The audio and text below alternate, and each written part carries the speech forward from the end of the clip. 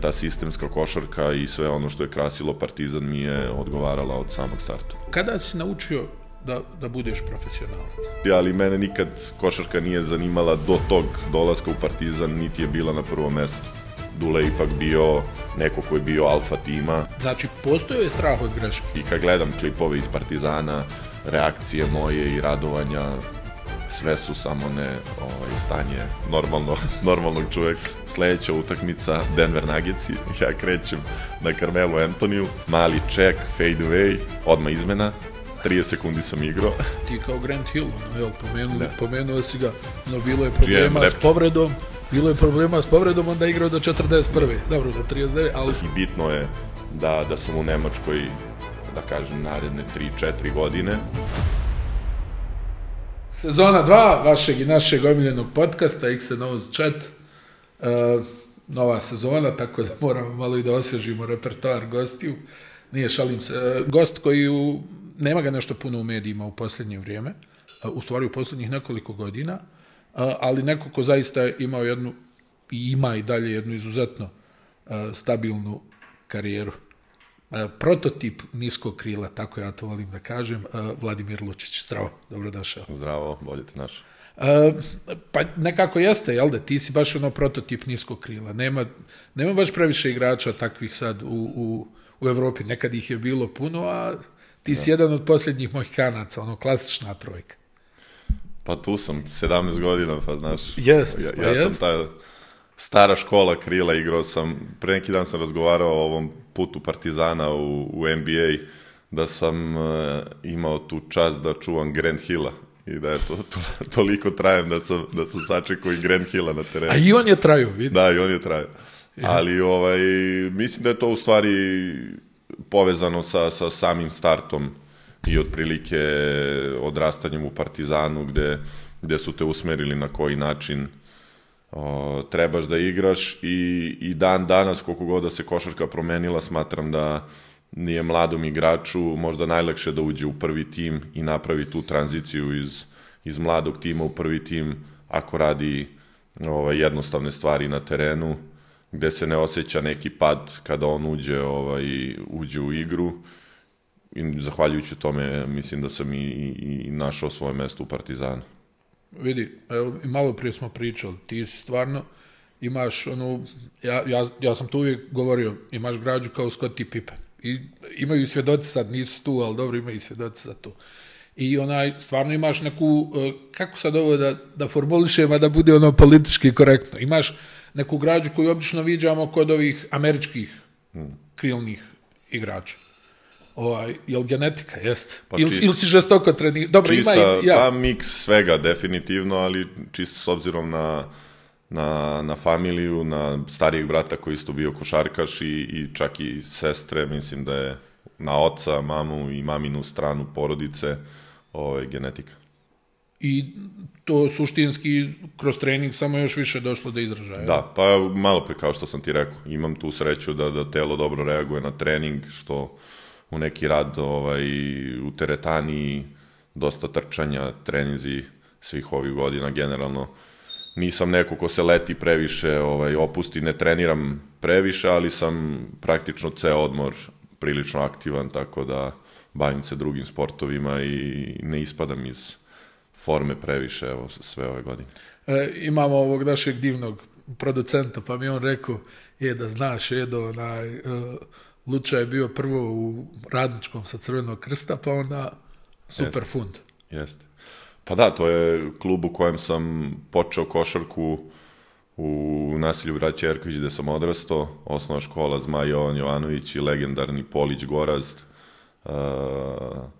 Dudin, pokojnog Dude Ivkovića, prijatelj iz detinjstva, profesor fizičkog u školi, neko ko je odrastao na krstu, ima taj mangupski duh i on nam je legenda uopšte kraja i uopšte Radničkog.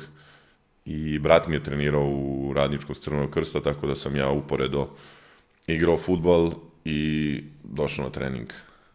Znači, fudbal je bio prvi sport, jel? Fudbal je bilo prva ljubav, mislim, većinski kao i svima nama u startu. Ali isključivo zbog starijeg brata i koji je 6 godina stariji, koji je već, da kažem, bio u tom trenutku, da li neki junior, sam došao na trening i posle odabrao košarku. A u Superfundu je bila jedna onako, vrlo talentovana generacija, ajde tako kao generacija. Da, cela ta generacija Crvenog krsta, radničkog Crvenog krsta, kada je on ušao u određene probleme, prvo prešla u Atlas. Atlas banka je tada bio klub, igrali su u ovoj Vizuri koja više ne postoji, a onda su mlađe kategorije Atlasa prešle u Superfund. I jeste tu bilo dosta zanimljivih imena, pre svih Bjelica, Sinovec, Sava Lešić, Barać, koji je sada već trener, coach, ali bio vrlo kvalitetan bek, veliki radnik iz te generacije. Je li imao šut? Nije? Jeste imao šut, da, bio je skok šut, nešto slično meni, znam da smo stalno upoređivali da i on skače puno ali u suštini jak i u odnosu na sve nas neko ko je od starta bio maksimalno posvećen. Hidratacija koja pokreće, vitamin B6 za fokus, od sada i bez šećera. Šta te je preporučilo za Partizan? Jel imaš neku predstavu? Šta je to bilo? Pa mislim da je to bila sklop srećnih okolnosti. Ja sam i trenirao sa sinom od pokojnog Šarića, koji je bio pomoćni trener u Partizanu u to vreme, i sa njegovim mlađim sinom, sa sinom koji je mlađi od mene, trenirao u Radničkom. Mislim da je on otprilike na neki način doprinao mom prelasku u Partizan, takođe i stariji Kesar, otac od trenera Kesara, je isto uvek dolazio na naše treninge iz nekog razloga, ali i kažem, i brat koji je Dule trenirao u Radničkom i bio jedan od, ja mislim, 2 ili 3 igrača koje on hteo da povuče u Partizan u tom trenutku. Matović, koji je tada bio veliko ime, je bio, da kažem, igrač koji je trebao da dođe i prešao u Partizan, a Uroš, moj brat, je trebao da dođe i da bude deo Torlaka, koji je tada bio razvojna ekipa. Međutim, ni Dule nije bio to što jeste, niti Partizan je u tom trenutku nije bila, da kažem, neka ekipa koja je proizvodila mlade igrače kao što su to činili brzo nakon Duletovog dolaska. I eto, te 3 stvari, recimo, plus organizovana je utakmica to leto između Superfunda i Beovuka, gde je Dule došao da gleda Luku Bastu, koji je trebao da bude veliko pojačanje Partizana tog leta. Ja igrom slučaja sam odigrao odličnu utakmicu i Dule tražio da dođem u ekipu. Što ti kažeš, jasno. Tako, splet nekih okolnosti. Splet, mislim, kao i što je uvek u životu, mnoge stvari treba se potrefi. I ti si otprilike znao, jel tako, kad si došao u Partizan gdje dolaziš i šta nisam treba... Nisam znao ništa. Ja nisam znao ništa, nisam znao ni šta znači biti profesionalac. Možda Strale može da da ove insajderske informacije, ali mene nikad košarka nije zanimala do tog dolaska u Partizan, niti je bila na prvom mestu. Završio sam srednju školu kao redovan đak, ispoštovao sve čari tinejdžerskog života, od ekskurzija, amatorskih večeri, upisao regularno fakultet i onda se namestilo to leto gde sam došao u Partizan. Čak ja mislim da i nisam bio projektovan da budem deo prvog tima. Dosta igrača je u tom trenutku bilo zemlje su se, mislim, već razdvojile, da je Dule to leto bio selektor Crne Gore, veliki broj igrača tamo, veliki broj igrača domaćih u reprezentaciji Srbije, stranci tradicionalno, ta 2 stranca su dolazila uvek kasnije i onda je falio broj igrača za trening i pripremni period. Ja sam tek iz nekog 2. ili 3. puta pozvan kao da popunim broj. I na kraju bio jedini koji je ostao, izborio mesto u prvom timu i tu onda je krenulo, da kažem, narednih 5 godina sam naplatio sav lepi život do 18. godine. Pretpostavljam da si mogao da treniraš, jel? Jesi? Pa ja mislim generalno, evo i danas, 36 godina, biološki očigledno kasnim za generacijom nekoliko godina i ne mislim da sam bio fizički spreman u tom trenutku, ali pitanje ko je bio fizički spreman za pripremni period Partizana, ali sam patio dosta. Mnoge stvari su se odmah javile, patele, kolena do te mere da smo otvarali vrata na semaforu da ispružimo noge. Sava Lešić i ja znam da smo pravili ove obloge od babi iz Knina, ne znam, lita rakije, 50 grufena. Za grlo, jel? Za grlo. Ali da, izdržali smo sve napore. I naravno, uz tu vrstu i treninga i psihofizičkih napora koji su bili veliki, koji su morali da se izdrže, na neki način i oblikovao sebe i fizički i mentalno za nastavak karijere. Koja je bila najteža vježba? Najteža vežba? Aha. Dule ima vežbu, zvao je Muda, ja znam da ne sečete, da sečemo to, ali tako je zvana. Mislim da si morao da vežeš 6 odbrana da bi izašao iz odbrane. A igra se 4-4 bez driblinga i znači igraš 2 odbrane za redom, a onda ulazi druga ekipa i moraš da odbraniš da li 6 ili 8 za redom. Ako primiš koš, na nuli si. I nekad može da traje i po par nedelja dok ne izađeš iz odbrane. Ali bilo je, da. Da zavoliš košarku, da istinski. Da je istinski. Mislim da je želja bila da te slome, a ako te ne slome, da ćeš postati... Bol je slabost koja napušta tijelo. Da uživaš u bolu, čuvena rečenica. Da. Aj, pomenuo si malo prije tu tranziciju kao iz juniora u seniore. Je li kod tebe važila ona priča da uđeš, da odigraš dobru odbranu, da je to jedino? Apsolutno. Jednostavne stvari, odbrana da se ne osjeti i to je ono što i Dule uvek pričao da igrač mora da bude sposoban, ukoliko to nije neki nenormalni napadački kvalitet, da bude sposoban da igra odbranu na evroligaškom nivou, da bi zaslužio da igra Evroligu.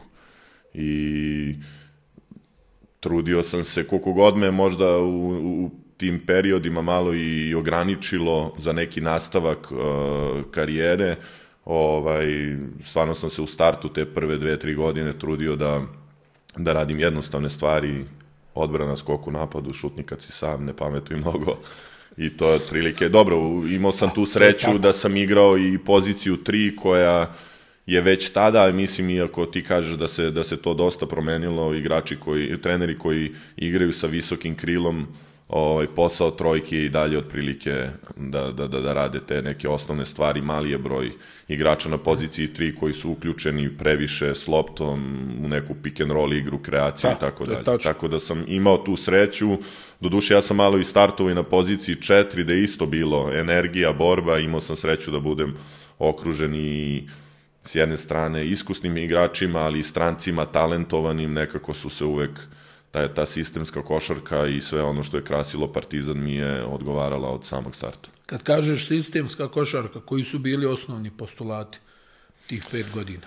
Pretpostavljam nešto od ovog što si ti rekao. Maltene, nije bio dozvoljen šut preko 2 ruke, čak ni, da kažem, glavnim igračima. Normalno da je Dule imao kvalitet da prepozna i da punu slobodu napadačku igračima kao što su, ne znam, Bome, Caleb, da ga pusti da, po znacima navoda, izdivlja u trenucima u kojima treba, ali timska košarka, šutni kad si sam, jednostavne stvari, nema forsiranja.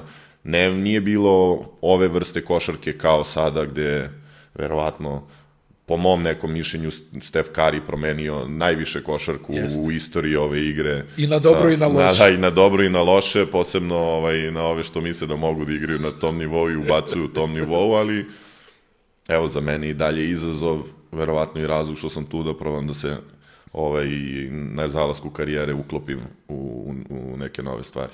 Pa, kada se vratiš na recimo taj period Partizana i saradnje sa Duletom, koliko je stvari ostalo tu koji danas nosiš sa sobom? Ogroman broj stvari.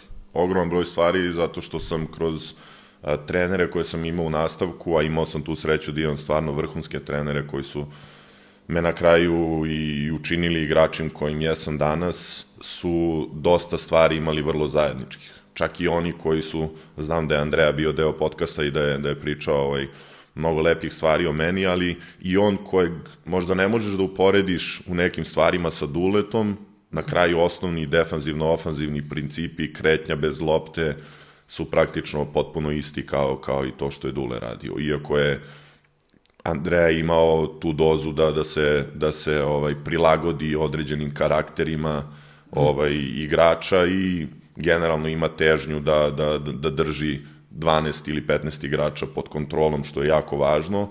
Dule je ipak bio neko ko je bio alfa tima i tako je sve bilo namešteno.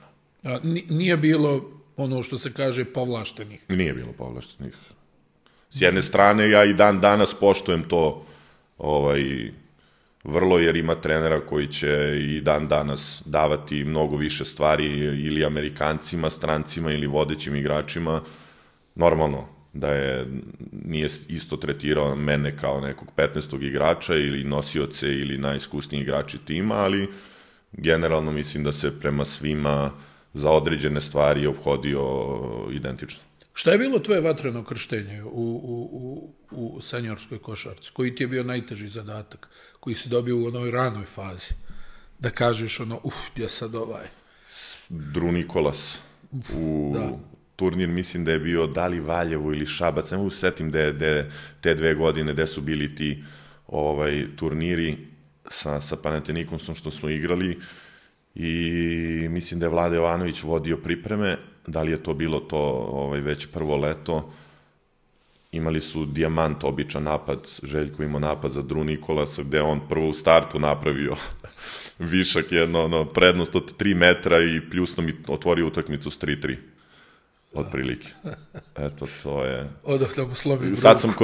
Sad sam kod Đede isto spomenuo tu situaciju kad smo otišli u Ameriku da igramo utakmicu protiv slobodnih, prva utakmica je bila neka grupa slobodnih agenata i na početku su se Jan Veseli i Bane Đekić udarili glavama, nisu mogli da igraju, ja sam ušao u igru i igrao dosta, 25-30 minuta i odigrao odlično.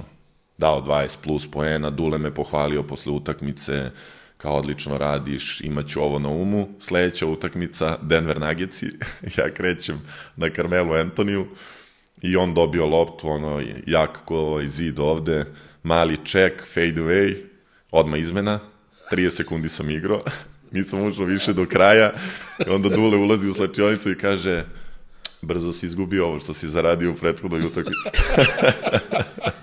30 sekundi. Kaže, došao si ovde fasciniran svetlosnim efektima hale.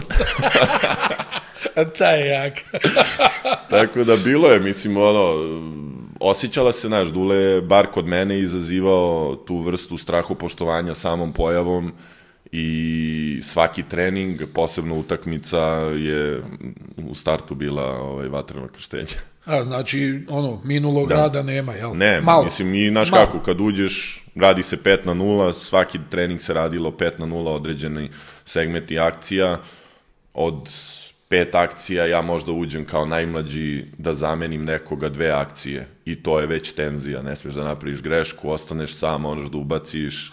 Otprilike, ja pamtim te početke kao nešto što, i onda tu kad već pobediš sebe, ovo ostalo uz navijače i sav transu koji uđeš, nije nikakav problem. Znači, postojao je strah od greške. Znaš, kad kažu, kaže, ne boji se, kaže, vidi ga kako igra, ne boji se greške, ali kod nas, mi smo nekako drugačije učeni, realno, jel? I učeni, mislim, kod mene, bar lično, ja i dan danas imam taj, isto sam spomenuo, osjećaj da kad vežem par promašaja, da me cela hala gleda. To nikad nije izašlo iz mene, baš iz... Odgovornost prema lopti. Zbog tih prvih 4-5 godina Partizana gde se znalo otprilike šta, kad i kako. Ali, kažem, opet s druge strane, ukoliko uspeš da pređeš preko toga, definitivno... To je stvarno ogroman korak. Da ti pobjediš i sam sebe i sve to, da kaj, šutnuću je, ubacit ću. Tako je. Jer kad je taj neki moment da znaš da ćeš biti izmijenjen ako bilo šta pogrešno uradiš. To je ozbiljna tenzija i breme na leđima. Slažem se.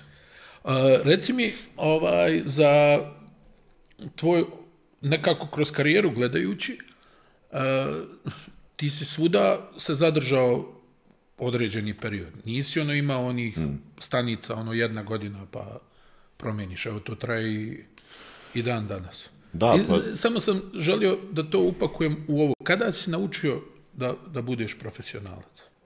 Pa kažem, prve godine Partizana, s potpisivanjem prvog profesionalnog ugovora i s ulaskom u kolektiv Partizana, gde si bio okružen, da kažem, surovim profesionalcima. Imao sam tu sreću da imam izvanredne veterane, pre svih Petra Božića, Duleta Kecmana, tu da kažem gradske šmekere beogradske, koji su sve nas mlađe naučili kako da se ponašamo ne samo na terenu i da se ophodimo prema obavezama na svom primeru, ali i ovako generalno ponašanje i nošenje i predstavljanje Partizana kao jednog od najvećih klubova u Evropi ili s ovih prostora. A onda i odnošenjem prema ovim obavezama koje su bile tako nametnute. Nije tu bilo previše prostora da ne živiš profesionalno i da se ne ponašaš profesionalno, jer smo trenirali ujutru 3 sata, morao si da ideš kući da dremneš jer si bio praktično fizički isceđen, a onda uveče još 2,5 sata, veliki broj utakmice u to vreme, jer smo mi mlađi. Znači 6 sati dnevno, jel? Sigurno. Sve zavisi, nekad ako ne ubaciš, spojiš jedan i drugi. Ali za nas mlađe, ja uvek stvarno... Jesi ti šutirao preko metle? Ja nisam bio nikad ta vrsta projekta koja mi je bilo ko od trenera tu bio posvećen, kao što su bili, ne znam, Tepa, Tripko, Novica, kasnije Bogdan, Bertans. Više sam se šunjao tu negde kao sporedna uloga do te poslednje 5. godine kada je Dule došao iz CSKA, dao mi kapitensku traku, odigrao sam iznenađujuće dobro sam početak te sezone i Dule, da kažem, se opredelio onda da ću ja da budem jedan od lidera Partizana i neko ko je namenjen da nakon te sezone ode iz kluba. I onda smo izgradili, to je u stvari prva godina gde smo Dule i ja izgradili neki bliži kontakt i gde smo vodili razgovore ili ostajali posle treninga i pričali o košarci. Jel ti bilo bitno da izgradiš taj kontakt?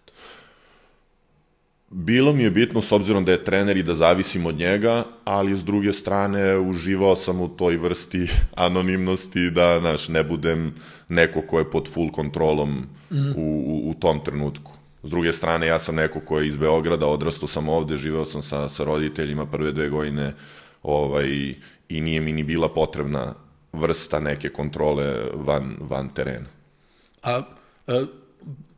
Ajde da se vratimo malo na ovo što si rekao, nosiš to breme, da ne smiješ da pogrešiš, da treba da uradiš ovo i ovo. Dobro, kako si probijao to na utakmici? Šta te uvede u meč? Pretpostavljam da osjećaš neku tremu, neku nervozu, kad recimo ulaziš u igru ili krećeš u startnoj petorci. Šta je tebi značilo što se tiče samopouzdanja? Šta napraviš pa da osjetiš da kreneš da igraš? Pa uvek su, ja mislim, kao i svakom igraču i čak i ovima koji nemaju tu vrstu mentaliteta, ali svakome znači kada otvori utakmicu dobro. Kada je jednostavne stvari uradi na pravi način, da li je to dodavanje, skok, odbrana ili ako ubaci prvi šut. Ali opet mislim da je i ta vrsta tenzije koja je bila prisutna na samim treninzima dovela do toga da na utakmici osjećaš ipak određenu vrstu i slobode, jer nisi više sam, kažem, veliki kvalitet Partizana i dan danas je publika koja kad izađeš na teren, naravno da u svakome od nas postoji trema i određena doza nekog straha, da li pozitivnog, ima i onih koje je strah na neki način i blokira. Ja sam imao, ja mislim, i dan danas imam strah koji je dobar, ali se gubi onog trenutka kada utakmica počne. I kada si okružen u to vreme pionirom, koji je za mene i dan danas nešto što ne može da se meri ni sa jednom drugom halom, zaboravljaš na sve ostalo praktično. I kad gledam klipove iz Partizana, reakcije moje i radovanja, sve su samo ne stanje normalnog čoveka. A rekao si mi jednu zanimljivu stvar. Jedan period u karijeri si imao određenih problema sa povredama, što je za mene lično bilo šok. Ja kad vidim neki igrače, tvoje građe, kažem, može samo nešto slučajno, malo da se povredi. Ali ti si mi rekao jednu interesantnu stvar, da je tadašnji kondicioni trener rekao da kao morate da se pazite, da ćete veselo mi meni, legendarni profesor Koprivica. Pa mislim da je to razlog eksplozivne kretnje, načina koji igramo, veliki broj kontakta, padova i dan danas s ovim godinama 3-4 puta po utakmici padnem polu nekontrolisano i dosta povreda, da kažem, ovih ozbiljnijih sam doživeo u nekom fizičkom kontaktu koji može da se desi praktično svakome. Jeste povreda leđa o kojoj su svi pričali i dan danas pričaju, koja se desila u reprezentaciji,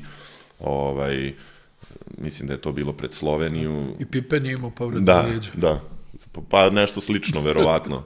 Meni je problem bio da iz trenutka gde do 22. godine nisam ni znao šta znači terapija i briga o telu i rad na telu, preko noći doživim ozbiljnu povredu, gde ti određeni doktori savetuju i završetak karijere, da naučiš, ministarka zdravlja, bivša, ja sam išao kod nje, Dana Grujičić, dobro. Ona mi je rekla da moram da batalim karijeru, momentalno, zbog povrede leđa.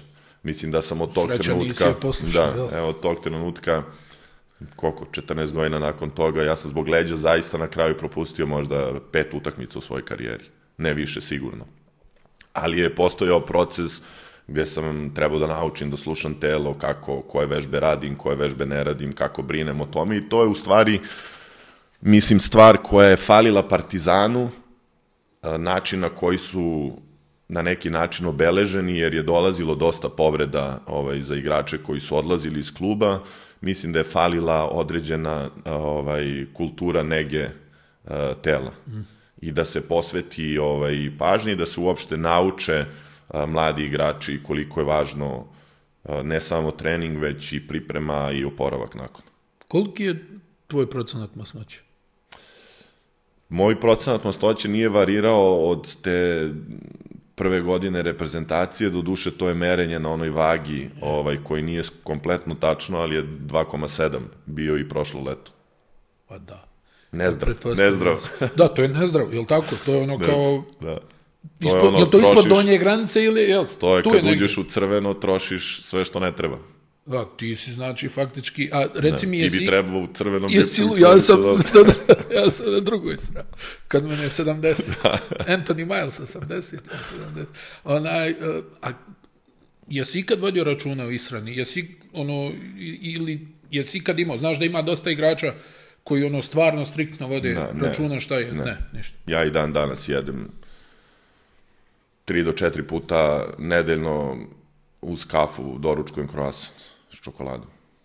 Ali se hranim zdravo, iako, mislim, ovaj doručak ne govori to, jer kući imam 3 ćerke, 3 male dece i supruga mi kuva, ili ako se ne kuva, naručuje se i jede se zdravo. Pritom, na kalendar koji je zgusnut i veliki broj putovanja, tu je ishrana prilično kontrolisana. I tu se hranimo, ako je hotelska hrana, tu se zna otprilike šta se jede i uvek je vrlo slična hrana. I nisam neko ko na gostovanjima naručuje klopu iz nekih mesta pored hotela ili tako dalje. Jedem ono što je u hotelu, imam otprilike rutinu užine, pre utakmice ili večere ili šta jedem ili šta mi ne prija, ali daleko od toga da pazim. Mislim da je sve ovo što se tiče moje masnoće i uopšte generalno fizičke građe velika zasluga isključivo genetika. Pa da. A reci mi, ovo oporavak i sve te stvari sad kako godine prolaze, jesi više u tome ili U tome sam kompletno, da. Da. I to je jedan od osnovnih razloga, iako čudno zvuči, ali jedan od osnovnih razloga što sam sve ove godine u Minhenu. Medicinski tim fizioterapeuta, gde se struje, laseri i regularne terapije koje su ovde, da kažem, primarna stvar kada dođe do povrede praktično i ne rade. Sve se svodi na manuelnu terapiju, rešavanje gde je u stvari izvor problema, tretiranje zone koja trenutno boli ili je povređena, ali u suštini sve rukama. Da, sve rukama. Radi malo dry needling za opuštanje određenih mišića, ali već sad, nakon recimo posljednjih 4-5 godina, imam svoju rutinu. Nekad mi treba 15, nekad pola sata da dovedem telo u liniju, da ja znam da se osjećam dobro i to je to. Sad, evo, uz rad sa fizioterapeutom, ne svoj. Znam da trebam da opustim desni glut, levi TFL, nekad desni kvadriceps, možda psoas i dijafragmu i da sam dobar. To je, znači, taj Minhen, vidi, bukvalno je postoji medicinska destinacija. Ja znam dosta ovih igrača i tvojih drugova koji idu u Minhen. Pa vidi, s obzirom da su i pokojni Kobe Bryant provodio 2 ili 3 leta, mislim da je doktor i opisan u nekoj knjizi, da li George Kyle da je pisao knjigu, pa je spomenuo odu u Nemačku i tamo dobiju neka terapija za koljeno. Neka terapija koja, nije to magija nikakva i nije injekcija, niti ja koji dobijam injekcije već 15 godina. Mislim, ja sam upoznao doktore moje 2. godine. Preko Vase Mincića na preporuku iz Valencije sam otišao i proveo 2 nedelje prvi put u Minhenu pre nego što sam potpisao za Bayern. A onda sam imao tu sreću da to budu moji klubski doktori, sada već prijatelji, i da kažem da su mi produžili i pomogli u karijeri. Pored svih, da kažem, povreda i neke priče koji stoje iznad mene, da sam sklon povredama i da sam propustio dosta, ali kažem ti, mislim da beležim ogromnu minutažu na ovakav raspored, nisam neko ko se štedi ni u domaćem prvenstvu gde isto igram puno i teško je. Ako pogledaš Euroligu u novom kalendaru, ne postoji igrač koji je vezao 2 sezone ili 3, a da nije doživeo ozbiljnu povredu, nažalost. I mislim da je prosek, recimo, 2,7 povređena igrača po utakmici u Euroligi koje propuštaju meč. Pogledaj NBA, koliko povreda ima, a tamo su sve digli na ne znam nija koji nivo što se tiče oporavka. Mislim, u Evropi, pored Elpe i pored toga što se sve to promenilo nenormalno u odnosu na moje početke, a i u periodu od posljednjih 5-6 godina, i dalje ima treninga. I dalje treneri jedva čekaju raspon od 3-4 dana da ti ubace 2 jaka treninga. Mislim da se u NBA-u to ne dešava, je sve koncipirano na individualnom radu, kratkom, walk-through, malo videa, mi u Evropi i dalje treniramo.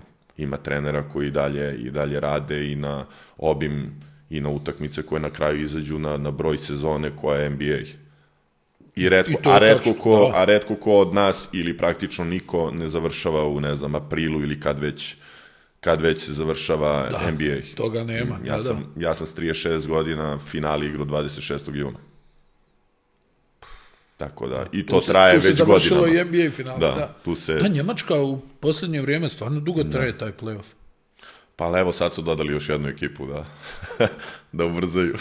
Znaš da Italija jedno vrijeme imala sve na 4 dobijene, pa je trajalo Mislim da je problem Nemačke ta često sama organizacija, jer oni na kraju takvi kakvi jesu, gledaju da financije budu prioritet i tu se gleda kada će se odigrati određene utakmice, kada hale mogu da budu rasprodate, da li će ljudi gledati utakmicu petkom, subotom ili nedeljom.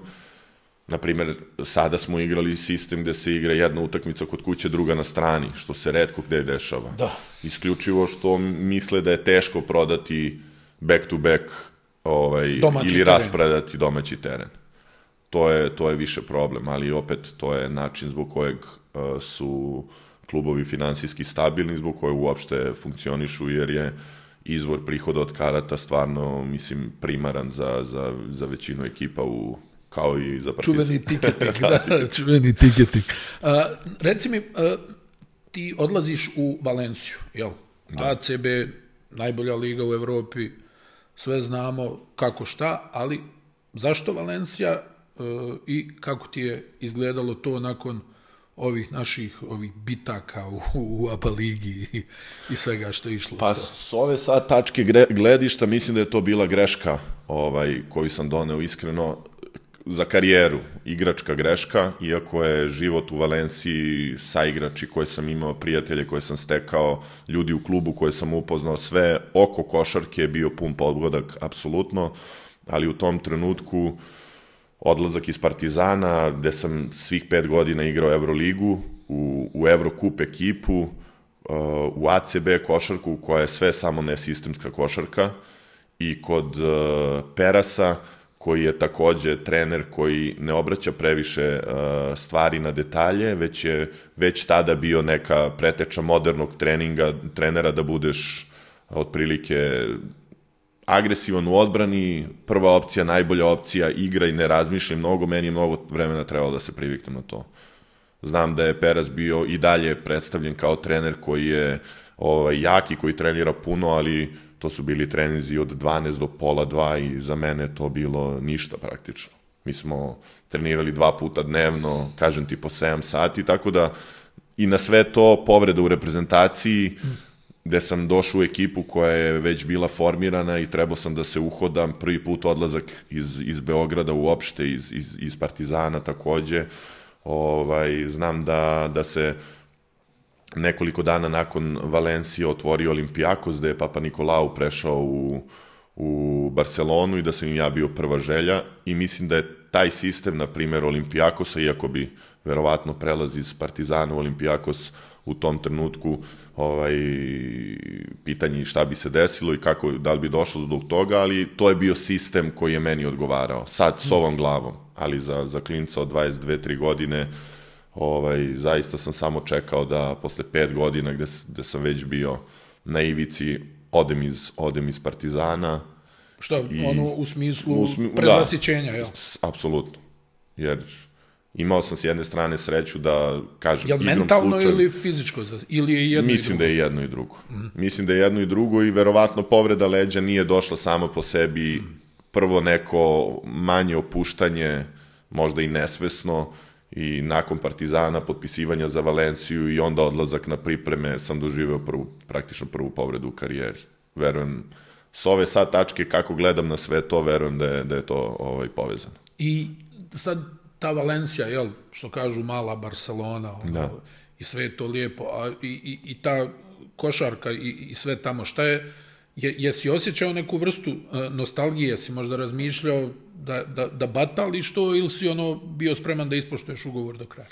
Ne, bio sam spreman da ispoštujem ugovor do kraja jer sam živeo fenomenalno. Mislim, jedan od najljepših grada u Evropi, kažem, dovoljno vremena ujutru da imaš doručak na miru, a onda dovoljno celo popodne da odeš na plažu ili da budeš u gradu, tada bez dece, bez nekih obaveza van terena.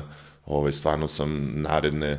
Doduše, Valencija je meni posle, ja sam imao ugovor 2+1, posle druge godine mi je ponuđen novi 3-godišnji ugovor, ali je u tom trenutku Pedro Martinez potpisao za Valenciju i ja nisam znao kako će to da izgleda, nisam hteo opet da se obavežem na 3 godine i rešio sam da odigram još samo tu +1 opciju, tako da sam prihvatio, verovatno bi bio, možda bi kao Dubi ostao skoro do kraja karijere u Valenciji, ali zaista pamtim Valenciju po svemu, možda kažem igrački, ali pre svega mojom greškom, s obzirom da sam neko ko i dan danas najbolje funkcioniše u sistemu. U tom trenutku ACB liga je za mene bila velika razlika na ono što sam ja igrao 5 godina ovde u Srbiji u Partizanu. Previše slobodnog stila. Previše slobode, previše tih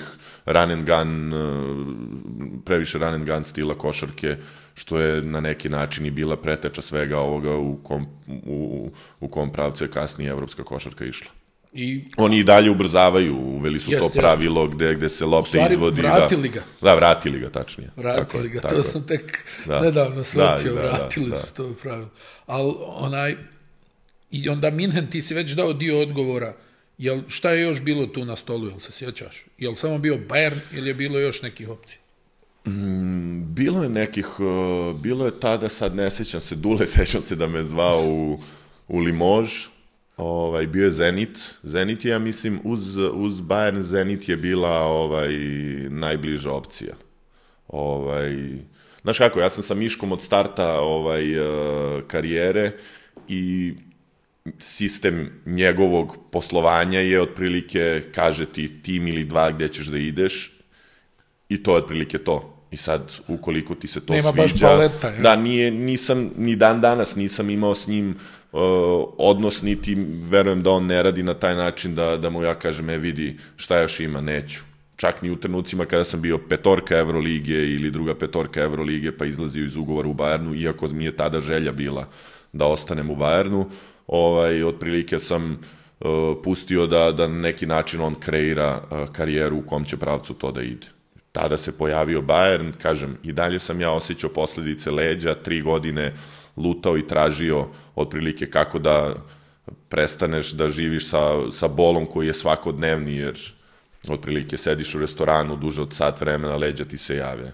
Trening je u stvari nešto što je meni uvek prijalo i utakmica nešto što mi je prijalo, ali onda sve ono što sam doživeo u Minhenu sa medicinskim timom godinu dana pre toga, preporuka u tom trenutku Vasina, sa Savanom sam pričao i on je bio deo ekipe pre mene, sam odlazak tamo, nekako i sve to što sam video iskreno u startu mi je obećavalo da klub ima potencijal da dođe do nivoa na kom je danas. I to sam u intervju kada sam potpisao za Bayern zaista rekao. I na kraju se ispostavilo. A jel se tvoja igra išta promijenila u Valenciji? Ili si ostao isti? Mislim, ne mislim ništa loše, kada samo govorim, jesi li išta možda dodao, nešto novo ubacio? Ne.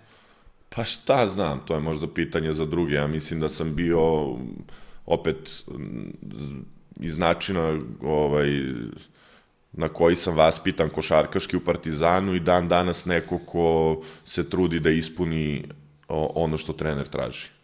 Sad, bit će trenera kao što je Andreja koji će da ti da potpunu slobodu i da ti namesti napade iako igraš poziciju 3 i da ti budeš jedan od nosioca ili igrača koji napadački kreiraju stvari, a opet bit će trenera gde ću ja i sada u ovom trenutku da kažem ok, ako je to što hoćeš, ići ću na skoku napadu, jednostavna košarka. Mislim da sam jednostavno tako naučen i probao sam prvi put u Valenciji da budem to što nisam, da šutnem kad ja hoću, ali to ne izgleda dobro. Tako da sam, trudim se da... Koliko skočiš na skok šut? Ne znam, nikad to nisam merio. Nikada? Nikad mi to niko nije merio. Ali dosta, sad već osjećam posledice.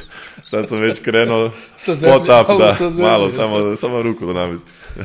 I reci mi taj dolazak u Bayern i Njemačka, sve to, jesi to doživio na taj način, znaš kako uvijek kod nas pričaju, pošto je nama Njemačka obećana zemlja i tako dalje, sve je red, sve je posebno taj dio. Ja nisam imao tu percepciju uopšte, meni je čak to bilo odbojno. Ja sam imao ovu drugu stranu, naš Gastoz stranu, gde ću ja sad tamo s našima i u Nemačku, nije to za mene. I sećam se prve utakmice protiv Oldenburga koju smo igrali prvo gostovanje, nisam se upisao, mislio sam da se u toj ligi neću upisati nikad. Ja sam došao iz ACB lige, fizika, ne toliko talenta, ali svi u kontaktu, trčanje.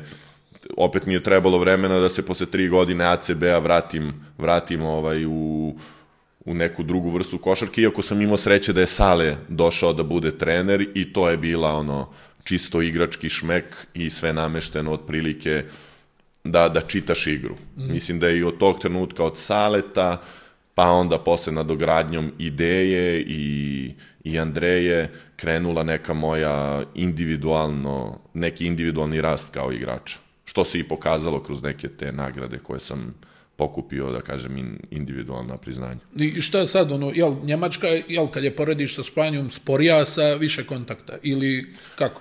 Prljavija, šta? U tom trenutku dosta prljavija, mnogo više kontakta dozvoljenog,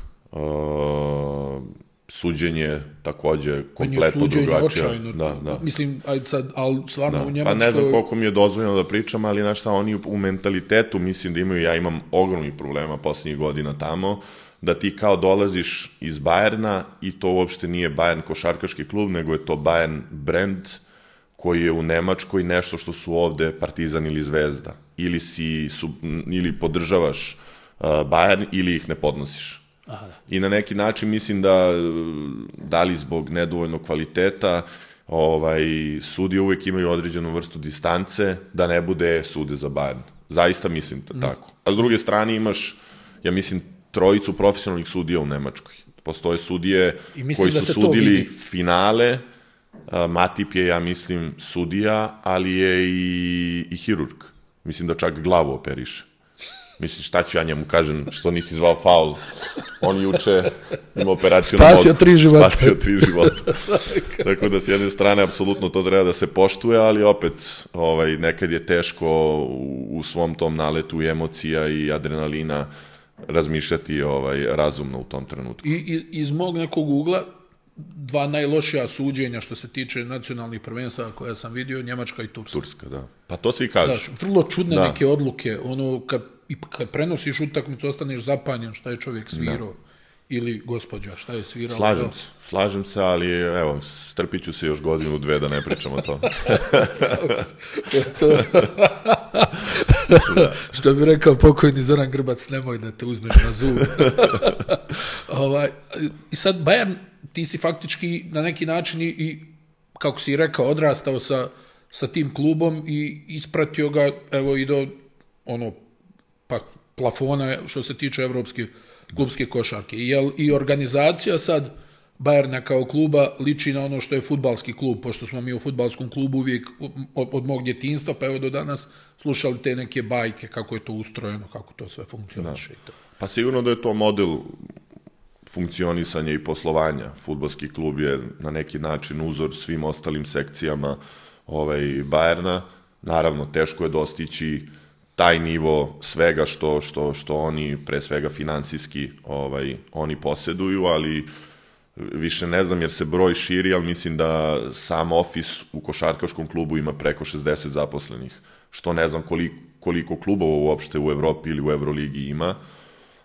Nova hala je definitivno ogroman iskorak u napred, SAP Garden sada, pa čak i stara hala koja je bivši Audi dom, gde je sa novim sponzorskim BMW ugovorom postala BMW Park i prvi LED pod koji je došao u Evropu, sada ga ima i Panathinaikos, ali mnoge stvari na tom organizacionom delu koje su vezane za dovođenje što većeg broja ljudi na utakmice, jer je karta u Minhenu mnogo skuplja nego za gledanje, mnogo skuplja nego ovde u Srbiji, na primjer, i pravi ogromnu razliku. Odlazak u VIP deo na večeru je možda cena kao godišnje karte ovde u Srbiji.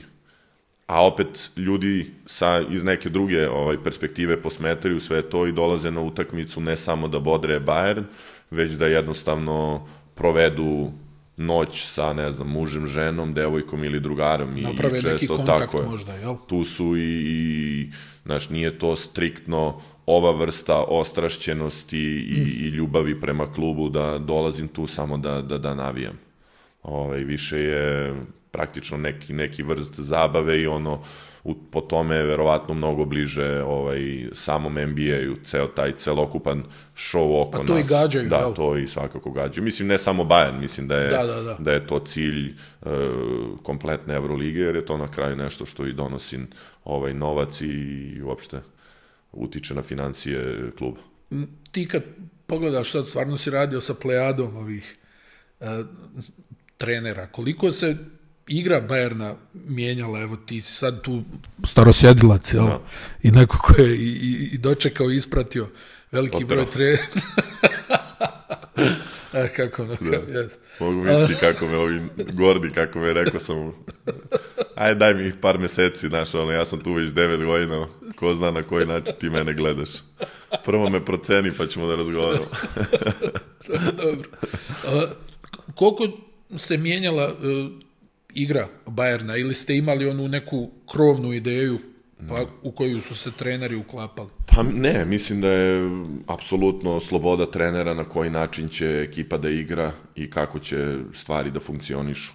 naravno, s porastom budžeta omogućeno je da se dovedu kvalitetniji igrači, bolji igrači, skuplji igrači, ali mislim da je svaki trener donosio neki svoj stil i na kraju krajeva i meni, iako je loše što je prošao, što sam imao veliki broj trenera za ovih 9 godina, ali neki način možda ja i ne bi ostao u Bayernu 9 godina da je sve vreme bio jedan trener. Verovatno bi došlo do određenog zasićenja, ovako novi trener na 2 ili 3 godine i kompletno novi sistem. S druge strane, Bayern i dalje ne može da isprati finansijski ponude ostalih ekipa, tako da se svake godine većinski ekipa menja i samim tim i sistem uz promene trenera se menja. Za mene zaista svih ovih godina svaka sezona posebna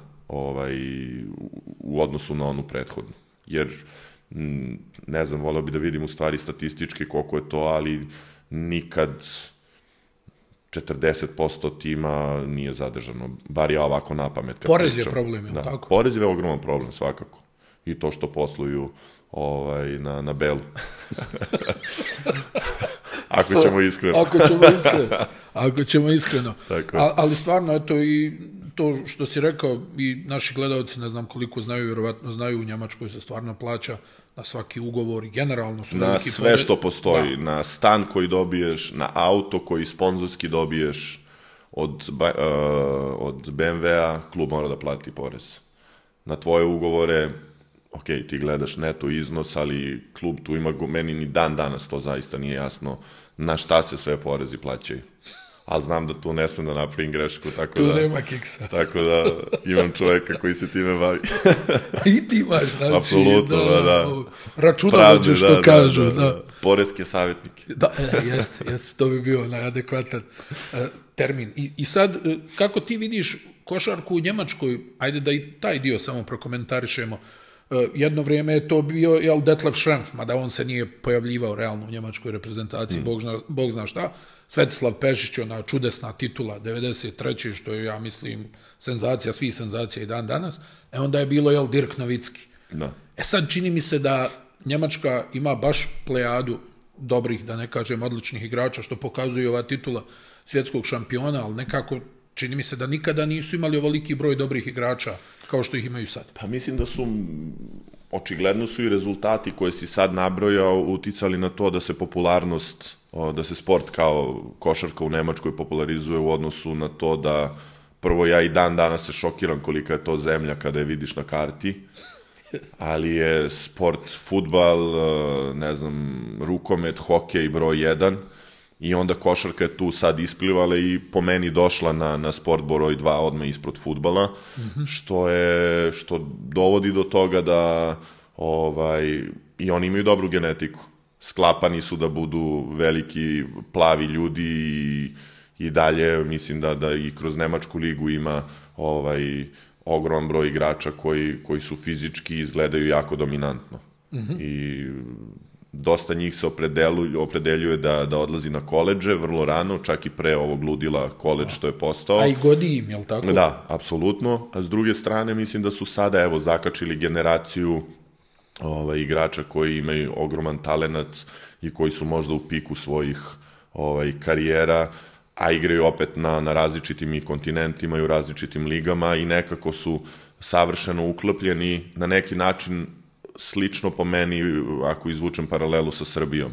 2 lidera ekipe i još 10 elitnih timskih igrača. I to je za svaku ekipu, a posebno sada za reprezentaciju koja traje mesec i po 2 dana, koliko već, jako važno. I na kraju, uz rezultate koji dolaze sa reprezentativnih, a opet i uz klubove koji rastu, kao što su, ne znam, Albe zapalo u određene probleme, ali 2 evroligaša i veliki broj utakmica koji se vrte na televiziji, mnogi mladi ljudi se odlučuju da treniraju košarku. Slušao sam, čini mi se juče, Ricka Carlisle, koji govori, kaže, nije više bitno da imaš kao 2-3 superstara, kao na koje će da ide glavnina šuteva, nego da imaš što više dobrih igrača, ali što mi kažemo, dobrih klubskih igrača, koje možeš da staviš u rotaciju i da ne popušta taj ritam i način na koji se igra. Da li možda ti djeluje da i Euroliga sad ide ka tom nekom putu, da nije samo bitno da imaš ovu dvojicu, pa koliko god oni dobri bili, nego da tu bude igrača koji u datom trenutku mogu da povuku, jel? Pa to su po meni pitanja za čelne ljude koji sklapaju tim. Ne, ali mislim ti kao iskusan igrač koji je vidio svašta. Da? Apsolutno. Lider 1, 2, trojica, ali elitni timski igrači koji su spremni da rade male stvari ili s druge strane ono što NBA radi već godinama koji su specijalisti u određenim stvarima. Da li je to striktno dobar pick i roll ili je samo spot-up shoot ili je odlična odbrana. Mislim da je Evropa sad generalno se menja u tome da ekipe dovode specijalce na određenim pozicijama. Nekad je to pre bilo, može da radi od svega pomalo. Sada već čini mi se da ekipe, da ljudi razmišljaju i dovode odluke otprilike kako će to da izgleda u smislu, ok, ako je ovaj lider, čime ću da ga okružim za dalje. A ajde, što kaže, imaš ogromno iskustvo. Zašto je u Evropi uvijek problem zašto on uvijek cirkulišu recimo isti stranci? Evo i u Euroligi neko izbacio, čini mi se prošle sezone podatak, najstarija liga na svijetu. Da. Zašto misliš da je tu toliki neki strah da se nešto proba? Ne znam, zaista, da se osvježi. Sa Andrejom sam dosta pričao o tome, sećam se, on je uvek pričao kako je Euroliga stara liga i jednom kad uđeš u taj začarani krug ne izlaziš i to jeste tako, ali je očigledno da ekipe koje imaju iskusne igrače ili igrače koji su u godinama i dalje dolaze do Final Fora i dalje osvajaju titule, jer na kraju kada dođe do tih utakmica koje prave razliku, jako je bitno iskustvo na nivou Euroligi. S druge strane, rizike za velike klubove dovesti rukije ili nekoga ko nije bio na tom nivou. To može da uradi Bayern ili može da uradi manja ekipa i čak ako se taj igrač pokaže kao neko ko može da pravi razliku, opet će uvek biti pitanje da li neko ko je u Bayernu bio nosilac može da bude ili ima kvalitet da bude nosilac u recimo šampionu, sada je to Fenerbahče. Da. Ali Wade Baldwin je bio neko ko, ako sad uzimamo njega, neko ko je praktično nije imao nikakvu ulogu u Olimpijakosu. Došao je kod nas, pa od nas otišao u Makabi, gde su imali izvanrednu sezonu prošle godine, možda i zaslužili da izbace, mislim, ko je bio Panathinaikos, ovdje je bilo ona četvrta. Da ih sklone i da odu na Final Four, a sada je u sve probleme koje on možda i ima ovako ili neke sitne, da kažem, negativne stvari, ali došao u ekipu i doneo ili učestvovao u osvajanju šampionske titule. Reci mi, on je, na primjer, bio taj, da kažem, rizik određene ekipe, na koji je neko pristao uz mane koje sigurno i dan danas posjeduje, ali je neko odlučio i rekao, ok, ajde probat ćemo da ga ukrotimo na ovaj ili onaj način i ispostavilo se već, čak i u Baskoniji, taj deo sam preskočio i igrao izvanredno. Da. Ali što kažeš, to možda nije pratio timski uspjeh na nekim stanicama.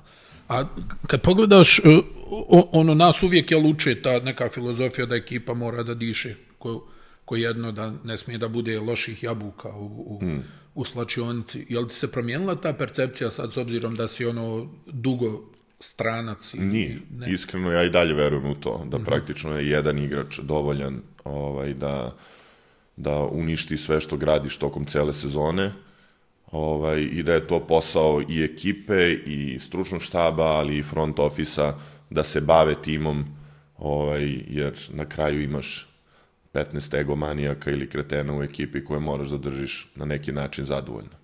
I svi mi dođemo u jednom trenutku u sezoni koja jeste duga na veliki broj utakmica gde smo nezadovoljni, gde nismo najbolja verzija sebe i gde nam možda treba razgovor u smislu naš, čak i lažni razgovor nekog podizanja samopouzdanja i tako dalje. I Andreja je majstor za to, na primjer. On je trener koji je... Lažne nade, koji je fokusiran da se bavi svakodnevno, na dnevnom nivou da se bavi funkcionisanjem tima i izvaredan je da prepozna otprilike koji igrače ne dira puno, na koje igrače otprilike izabere, ja mislim, već druge nedelje koji će da budu meta tokom cele sezone i one koji će da učini bolje. A jel ima tu neka tvoja uloga?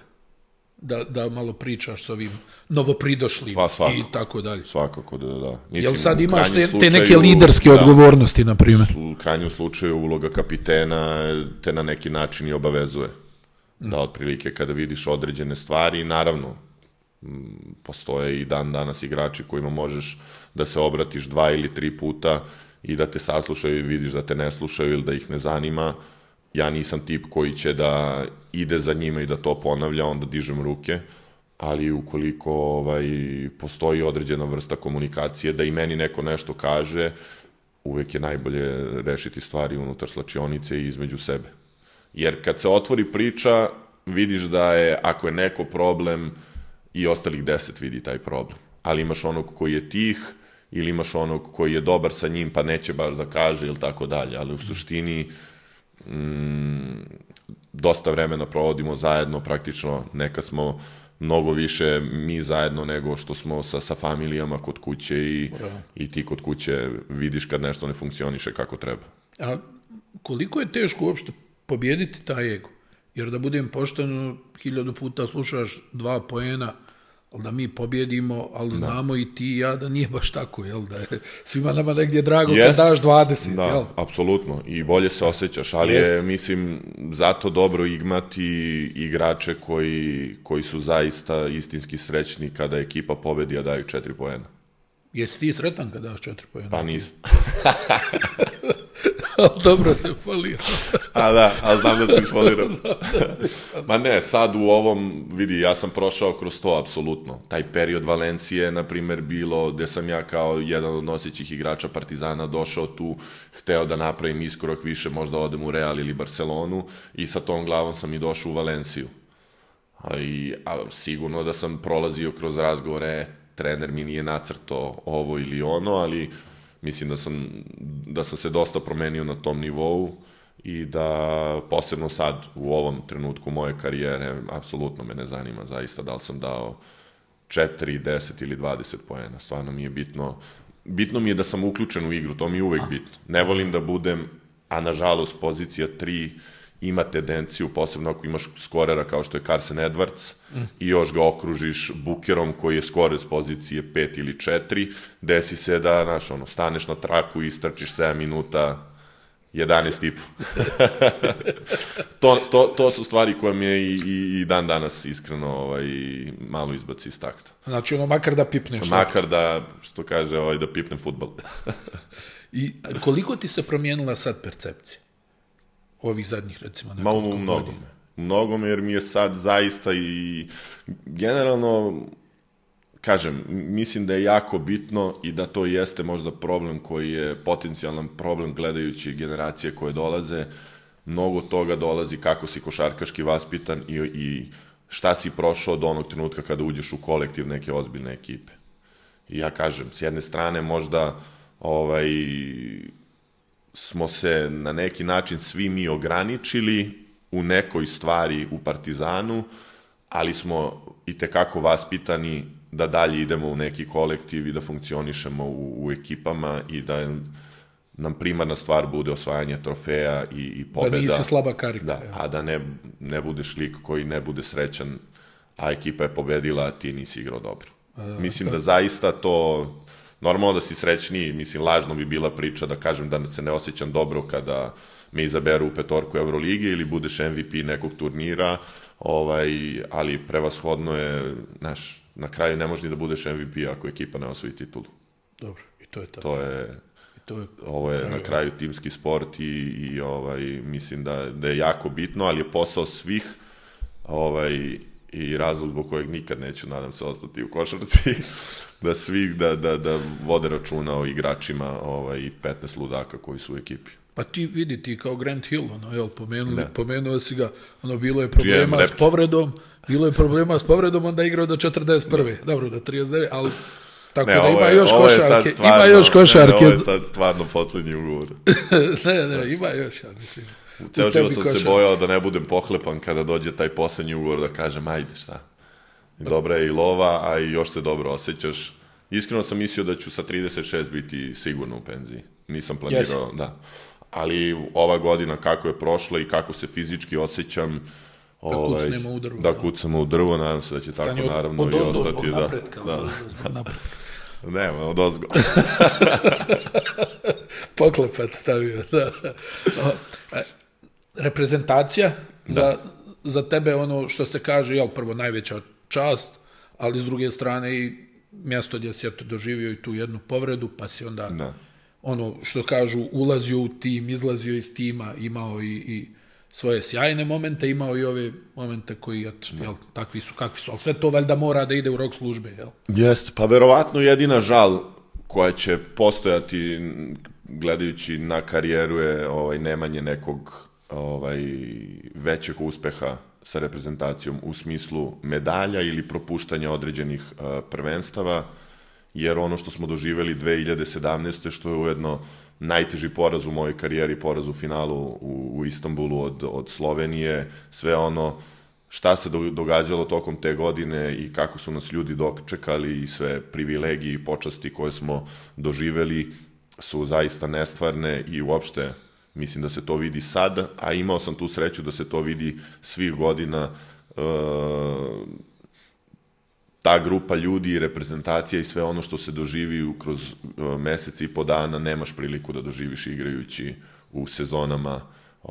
Iako provodiš mnogo više vremena sa tim ljudima, sezona je duža nekako, koliko god možeš da nađeš saigrače koji ti u klubu odgovaraju, nikad taj odnos nije ni blizu iskren koliko onaj reprezentativni, bar u mom slučaju.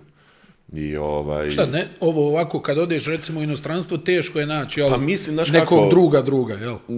Znaš kako, izgradiš prijateljstva, ja i dalje najbliža prijateljstva imam iz Partizana, okumili smo se Gagi i ja, sa Francuzima sam na svakodnevnoj vezi sa Leom i Žom, sa Gordom se čujem se sa praktično celom tom generacijom, sa Bogdanom sam sad bio na moru, ali nekako ovo što doživiš kasnije, onog trenutka kad se završi sezona i ne čujete se 2 meseca, ti pokazuje da nije to toliko blisko prijateljstvo, po meni.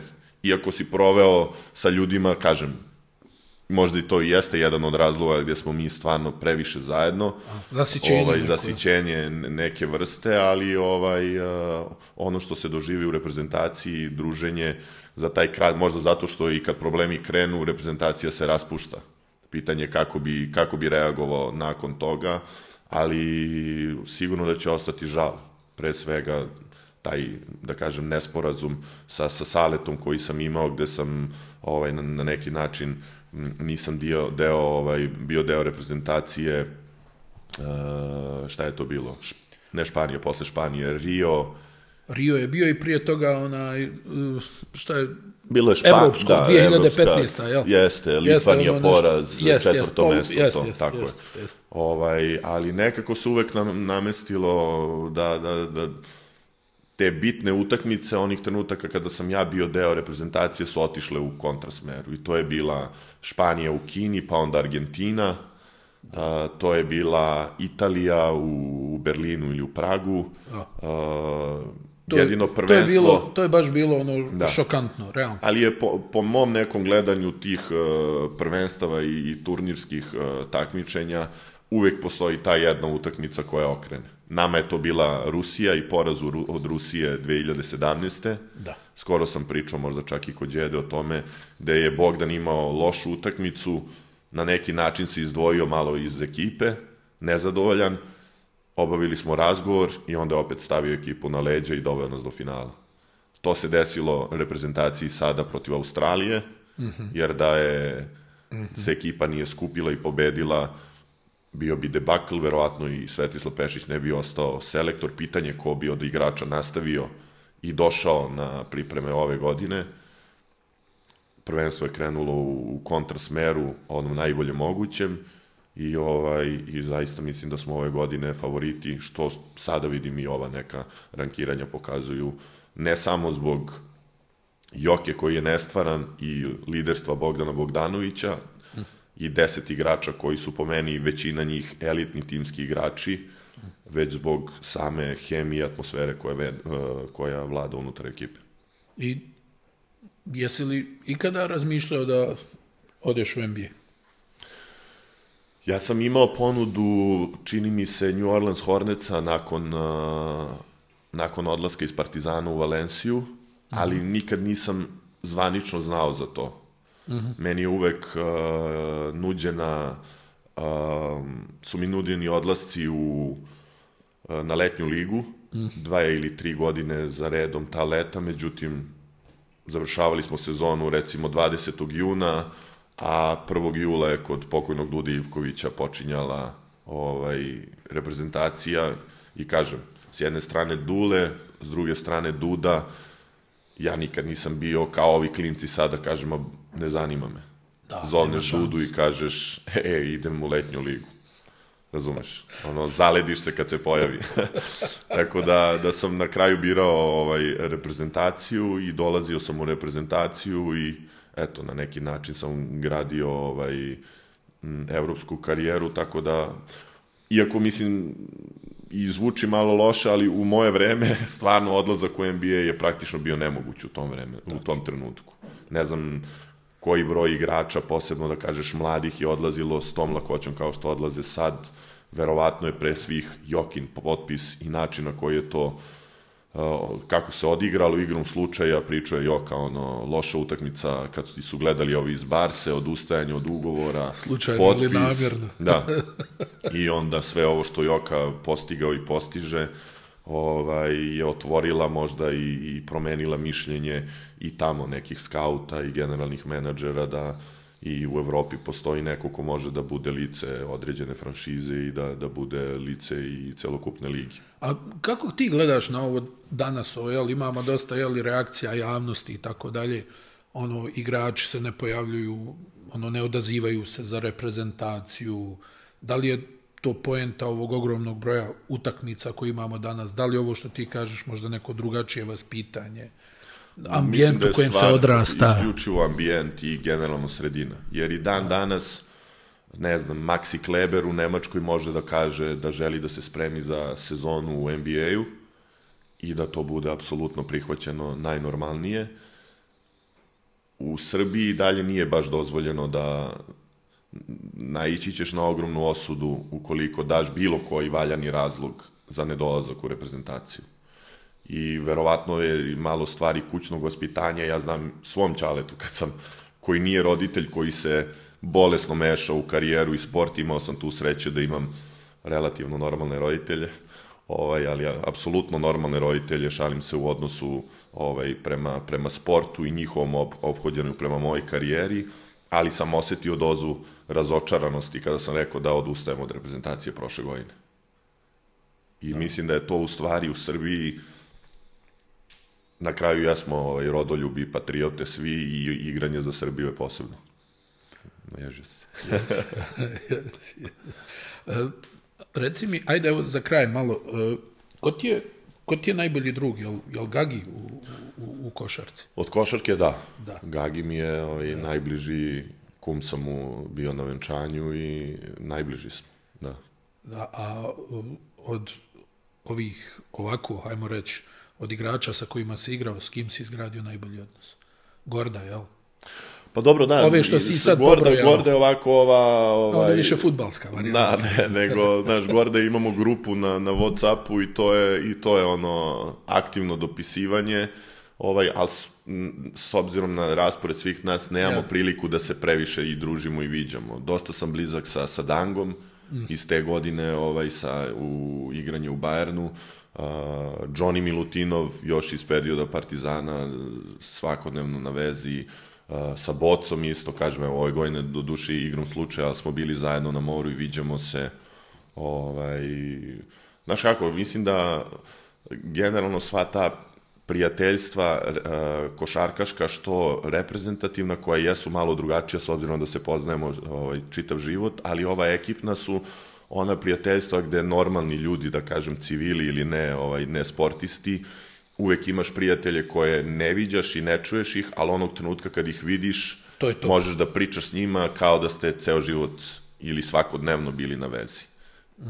To je neki, tako bi definisao odnos između ili prijateljstva koje mi izgradimo u sportskoj karijeri, u mom slučaju. I igrače koje sam imao i u Valenciji, Špance, ne znam, sa Rafom, koji mi je jako blizak prijatelj, Martinezom, se čujem 1-2 put mesečno, ali onog trenutka kad se vidimo, kada igramo u Barceloni ili kada oni dođu u Minhen, idemo na večeru i osjeća se prijateljstvo između nas. Dubljević takođe, San Van Rosom takođe, bilo kod Sergej Liščuk, onog trenutka kad ga vidim takođe, razumeš, tako da... Od kad to ime nisam. Isto i u Bayernu, svi ovi Amerikanci, od Reggie Reddinga s kojim sam bio cimer, jako blizak, Maxi Kleber koji je bio... Više i nema cimera, LP je ukinula cimere s jedne strane, što je jako dobro. Jel da jeste? Pa jeste, jer imaš određenu privatnost, posebno taj period... Ne svađate se oko prozora. Da, znaš, Peter i Kaponen me ne budi zato što hrčem 4 puta u toku noći, a sutra igramo finale. A jadan nema rješenje, šta će? Da, nema rješenje i razumem ga, jer meni izluđuje... Jel probao da zviždi? Kažu da to pomaže. Pa ne znam da li zna da zviždi. Ali u suštini jeste da mnoge stvari generalno koje je Elpa stavila su jako dobre. Jako dobre, ali na neki način te možda udaljuju od, znaš, jer ta bliskost koja se stvori sa cimerom gde deliš sobu na svakom gostovanju, ili mi što smo imali u Partizanu gde menjaš cimere u odnosu na gostovanje. To je najgore. To jeste, da. Ja sećam, ja sam na Final Fouru u Parizu gde nisam ni igrao, bio cimer sa Lawrenceom Robertsom. I sad zamisli da ja, na primjer, igram Final Four jednog dana u naredne 2 godine, da će Bog, dođem sa nekim klincom od 18 godina koji ne spava ili na telefonu, može da bude veliki problem. Kakav je Lorenzo? Onako, meni je djelo uvijek kod neki ozbiljac. Gospod, sve kontra od Bome Keleba, koji je uzo kiwi i pojeo ga tako. Kaže, pa mi jedemo ovako u New Orleans. Boje je bio legend. Ni dlake mu nisu smetale. Da, ništa mu nije progu toga. Vidio sam ih jednom zajedno u izlasku u Beogradu, da sad ne otkrivam, i znaš ko Arnold Schwarzenegger i Danny DeVito. Apsolutno. Kao, otkud ova dvojica zajedno? Pa dobro, mislim, stranci su... Usmjereni jedni na drugog, ali hoću da ti kažem nekako su... Pa mislim da Boj dalje dolazi svako leto u Beograd. Ja sam ga viđao više puta leti ovde u Beogradu u provodu kad dođem. A nenormalan prvi korak, onaj jedan period njegove dominacije. Da, nenormalno sve. Znaš on kad kažu kao ne možeš bez šuta da igraš, posebno u Evropi, jel?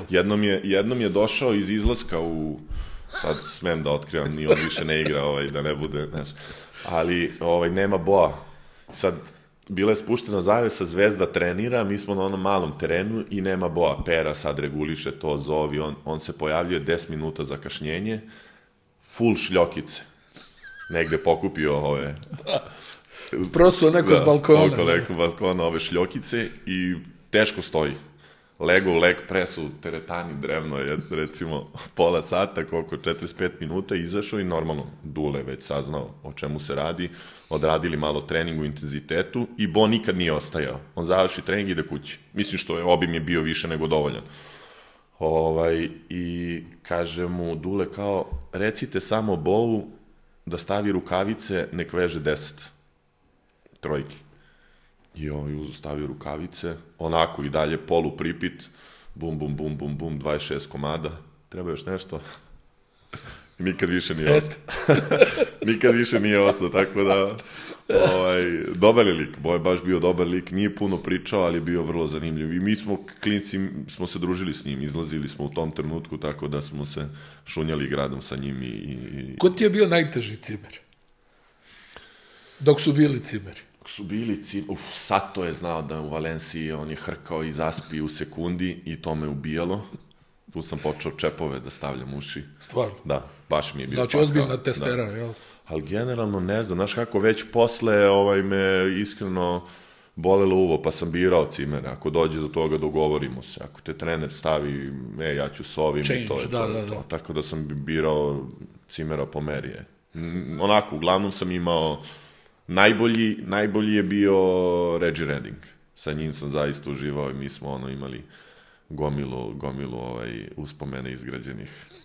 Za jednog stranca, Amerikanca koji je uvek osetljiv, znaš, s te strane, na neke bliskosti, ovo sad loše zvuči kako sam predstavio. Ne, ali jako dobro si rekao, to je kod nas drugačije. Da, kod nas je drugačije, ali... Oni se ne ljube u obraze. Tako je. Pod jorganom. A ko ti je bio za svoje ove godine, ko je najteži protivnik za te? Pamtim Mirzu Teletovića, kad je bio, tad šta je bilo, Laboral kuća ili nešto, i dalje sam bio klinac, možda prva sezona moja, da sam ga čuo pre nego što je, ne mogu sad da se setim da li je to ta godina, iskreno, da li je bio na jedan period kada je Gist naknadno došao, mi smo imali u stvari utakmice i koja je mene ubacila ozbiljnije u Partizan i negde stavila ispred Baneta Đekića kad sam odigrao tu utakmicu. Skoro sam mi je izašla na YouTube-u pa sam je gledao, zato je znam detaljno, gde sam dao trojku sa desnih 45, koja je donela na neki način pobedu u Pioniru, ali mislim da je to bila ta godina gde sam čuo Mirzu koja nisi mogu ništa. Jači od svega, šut, finta na koju moraš da reaguješ, onda prodor, isto tako, ceo koncept igre da njemu odgovara. Ovo naknadno sad, znaš šta, ja ne volim da čuvam igrače koji su spori, ali imaju promene ritma. Naprimer, Sterling Brown mi ne odgovara. Iz Albe, ajde sad malo iz Partizana više igrao na 2, ali njegove kretnje, uvek mislim da sam tu, a on stvori višak, jer je jak, nema neku brzinu, kreće se u određenoj brzini, ali onda promeni. Dule Kecman je, na primjer, ima taj kvalitet gde misliš da je sporan onog trenutka, kad misliš da ti tu, on te uvati na nekoj krivoj nozi i prođe pored tebe. Ti mi igrači i dan danas ne odgovaraju, ima ih gomila često u Nemačkoj ligi. Šta znam, isto, znaš, ove fizički dominantne trojke, tipa Pete Michael u to vreme. Sve se vezuje za same početke, dok sam i ja bio, da kažem, neiskusan. Pete je baš bio zvijer. Dok nisi ni mogo da, sećam se, onaj cross screen za njega, ne možeš da ga pročitaš. Znaš, odeš ispod, on se otvori na smajli, šutne ti primi, pa te unesete, leva, desna, šta hoćeš. I onako agresivan bio uvijek, jeste.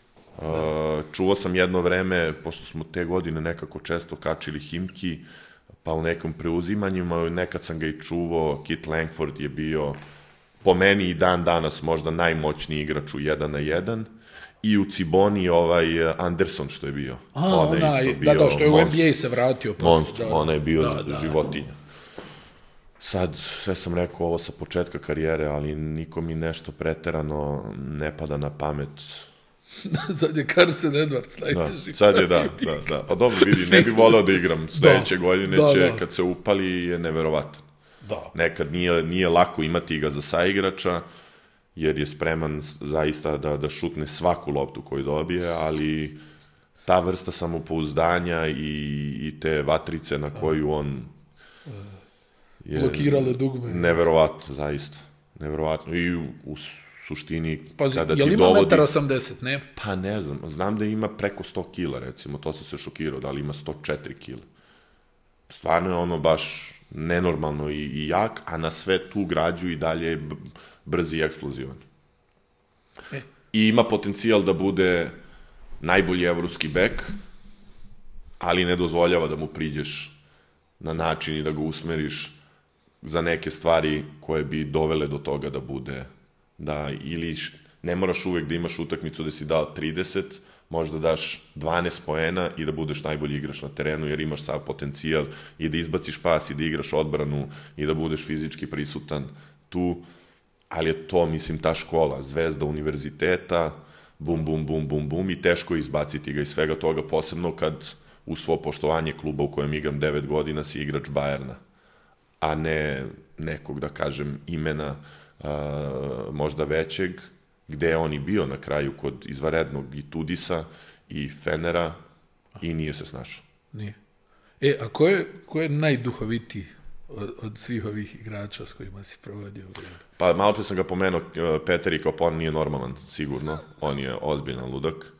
Posebno na te, ja sam se uvek, nažalost, te polu neke rasističke ispade i tamo u Nemačkoj šta je bio spreman da izjavljuje, a da ostane, da ne dobije batine, to je uvek taj kvalitet. Ali generalno imam, znaš šta, uglavnom mislim mi, Balkanci, imamo dosta duha za zezanje i imao sam tu sreću i da uvek u ekipi praktično, osim Danka Brankovića koji nema tog balkanskog u sebi. Dankić je čist profesionalac, jedini moj Balkanac ove godine, ali u suštini ta generacija, to jest generacija Bajana, ko je bio, ne znam, Jovke, Mačvan, Leon Radošević, Dangubić, ja, Miha Đedović, to je baš bio cirkus. To je baš bio cirkus da imaš, znaš, Nihad i Leon su kao Nemci, imaš još 2 Nemca, domaća igrača i 3 Amera. I sve to je baš bilo komplikovano za sve. Koliko si sad produžio ugovor? Sad sam produžio ugovor na 2 godine. Do 38. I onda još 2. Još 2, da. Jel stvarno razmišljaš o nekom košarkaškom angažmanu po završetku karijere? Ne razmišljam apsolutno i iskreno se nadam da neću ni na koji način ostati vezan timski u košarci, biti deo ekipe, to je stručnog štaba. Iz razloga što i dalje je u stvari najlepše biti sportista i možda najlakše biti košarkaš. Kao trener, posebno pomoćni trener, spremaš utakmice, sečeš vide, radiš analize, ne spavaš, vraćaš lopte, dolaziš ranije, odlaziš kasnije za mnogo manju lovu na kraju.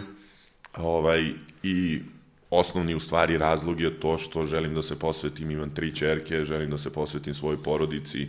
Ostajanje u okvirima stafa je u stvari potpuno isti život koji vodim sada, kalendarski mislim, propuštanje opet svih bitnih datuma u odrastanju, posebno devojčica, i na to sve donošenje posla kući, mislim da to ne treba ni meni, ni familiji. Stvarno želim da se posvetim, da budem domaćica. A neka, recimo, direktorska, menadžerska pozicija? Pa, znaš kako, ne bi voleo da sad kao 10 godina sam u Bajernu ili 11, koliko već ostanem, i da sad Bajern osjeća, ili bilo koji drugi klub, potrebu da meni učini nešto kao legendi kluba.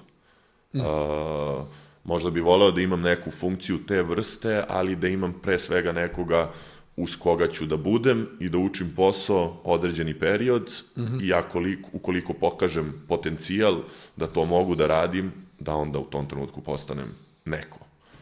Ali mislim da imam široka interesovanja za stvari van sporta i da ću se pronaći negde i da sam generalno osoba koja, ako ima određeno interesovanje, uđe u to 100%. Od gluposti, van stvari. Apsolutno, da. S druge strane, žena mi je arhitekta, završila je arhitектuru, žrtvovala se, znaš, morala je da živi u Valenciji, morala je... Potresna priča. Potresna priča jedne majke i žene sport. Ne, šalim se, nije im lako, ali je vreme da i ona radi. Još samo da te pitam, da li razmišljaš da nastaviš život u Minhenu, za malo da kažem u Bajernu u Minhenu? Da. Ne, u stvari. Ja sam, kako sam gradio sve do sada u karijeri i u životu, ideja je bila da se vratim u Srbiju. Igrom slučaja, moja najmlađa ćerka Saša, koja je napunila godinu dana pre neki dan, ima određenih zdravstvenih problema zbog kojih zavisi striktno od lekarske pomoći u perspektivi i bitno je da sam u Nemačkoj, da kažem, naredne 3-4 godine, jer tamo imam u ovom trenutku postavljeno sve i verovatno najkvalitetnije postavljeno moguće, tako da ta stvar može da promeni određene stvari, ali planirao sam da se vratim u Srbiju i da živim u Beogradu. Očigledno, na sve što se dešava, osetljivo vreme da sada dođeš u Beograd i tako dalje, sportska emisija, ali nadam se da ću biti u Beogradu, u gradu u kom sam odrastao i gde mi familija ima veliku porodicu, 2 sestre i brata, porodični ručak je 35 ljudi. Brat mi ima 4 dece, ja 3, sestra najmlađa još nije se ni udala, Anja starija ima 1 sina, tako da stvarno nas je previše i uživam u trenucima kojima provodim sa prijateljima i familijom i to je ono što mi nedostaje. S druge strane, Minhen je izvanredan grad, organizovan, po pravilima, zelen, ljudi su osvešćeni u svakom smislu, ali... Imam jedno podpitanje za Minhen. Čuo sam da ima puno krpelja. Pazi moji pitanja. Ne znam. Zamislimo i kaže ima puno krpelja. Ali sam vakcinisao decu pre 2 godine protiv krpelja, da nisam ni znao. Eto, da nisam ni znao, tako da možda je to razlog. Znaš kako, moj burazir, klinci odrastaju bukvalno kao nomadi, imaju neku vikendicu na avali i niko ih ne gleda. I onda mala dođe, na primjer, uveč ovo leti, hoda bosa i on kaže, vidi, koliko sam izvadio? 6 komada. Krpenje. Da, za noć. Tako da nemoj da se ubuđuješ. Ide to dobro. Hvala ti puno na izdvojenom vremenu, hvala ti na ovom lijepom razgovoru, na iskrenosti, svemu. Puno sreće u nastavku karijere. Puno sreće vama, čast mi je da budem deo ovog odabranog društva. Hvala još jednom. Bio je to Vladimir Lučić, nadam se da ste uživali, do narednog viđenja, pozdrav.